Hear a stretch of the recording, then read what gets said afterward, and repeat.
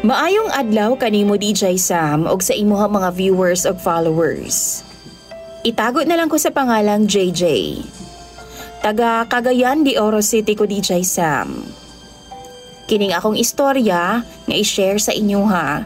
Bahin kini sa ako ang kaagi nga na problema jud ko.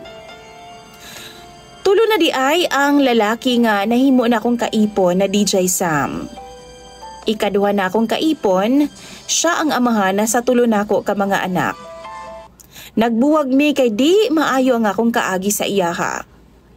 Tungod sa iyahang pagkairo og batasan. Di lang kausan nako siya nasakpan nga nag-iniro DJ Sam, kundi kadaghang higayon na. Gani kong sumahon di na gyud nako maihap. Itago na lang po ang akong Facebook account DJ Sam kay delikado ang akong trabaho. Nagtrabaho man gud ko sa usa ka illegal nga transaksyon. Tagagabi ko nagatrabaho DJ Sam. Pero sa akong trabaho, bawal ang makipagrelasyon tungod kay delikado ang akong trabaho.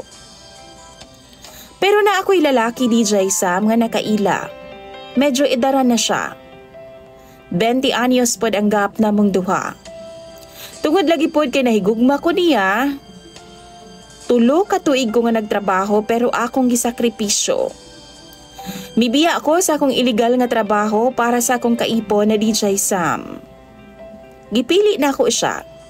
Tungod kay nahigugma ko niya pag-ayo.